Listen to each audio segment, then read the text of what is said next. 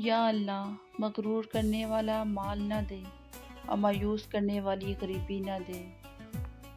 اللہ سے مانگو اور مانگو، پھر مانگو، مانگتے رہو، وہ دے گا، وہی دے گا کیونکہ وہی دے سکتا ہے۔ اللہ کی شان۔ یاد رکھو تم اللہ سے اپنی حیثیت کے مطابق مانگتے ہو، پر وہ تم کو اپنی شان کے مطابق نوازے گا۔ اللہ پاک جب کسی کو اپنی قربت ادا کرنے لگتا ہے تو سب سے پہلے اس کا اخلاق اچھا کر دیتا ہے۔ سب کچھ کھو دینے کے بعد اللہ پر یقین رکھنا اسے ایمان کہتے ہیں۔ عروج کے وقت اوقات میں رہو کیونکہ زوال پوچھ کر نہیں آتا۔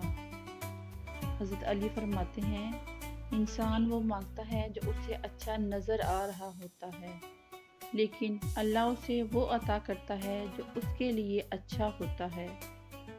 کائنات میں کوئی اتنی شدت سے کسی کا انتظار نہیں کرتا جتنا اللہ اپنے بندے کی توبہ کا انتظار کرتا ہے۔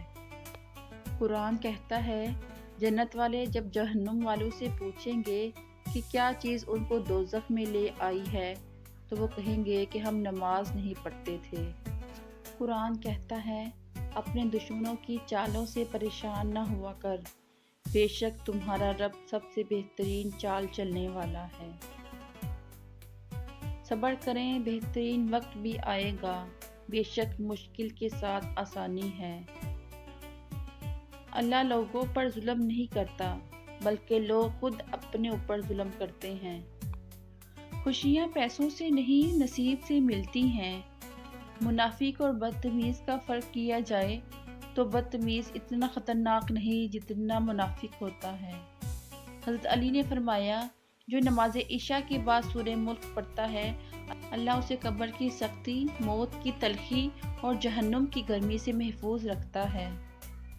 حضرت علی فرماتے ہیں کسی کے گھر جاؤ تو اندھے بن کے رہو اور باہر نکلو تو گونگے بن کے نکلو۔ اللہ کا فرمان ہے میری رحمت میرے غضب پر حاوی ہے۔ رسول اللہ صلی اللہ علیہ وآلہ وسلم نے ارشاد فرمایا ماں کی دعا اولاد کے حق میں بہت تیزی سے قبول ہوتی ہے۔ حضرت علی فرماتے ہیں نفرت گناہ سے کرو، گناہ کرنے والے سے نہیں، شاید تمہاری محبت میں آ کر وہ گناہ کرنا ہی چھوڑ دے۔ قرآن بار بار کہتا ہے نا امید نہ ہو، کمزور نہ پڑو، غمگین نہ ہو، بے شک اللہ ہر چیز پر قادر ہے۔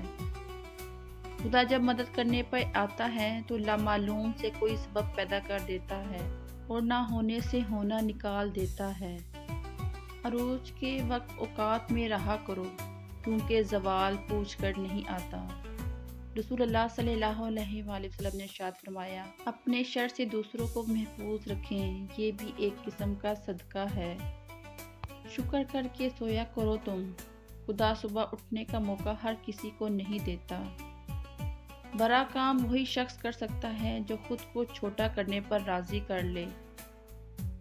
حضرت علی رضی اللہ تعالیٰ عنہ نے فرمایا ہمیشہ چھوٹی چھوٹی خوشیوں کا استقبال کیا کرو کیونکہ انہی کے پیچھے محبتوں کا سیلاب ہوتا ہے۔ تم کسی کا کچھ مت بگاڑو، اللہ تمہارا کچھ بگڑنے نہیں دے گا۔ عاجزی اور سادگی انسان کو بادشاہ بنا دیتی ہے۔ تہذیب سکھاتی ہے جینے کا سلیقہ، تعلیم سے جاہل کی جاہلیت نہیں جاتی۔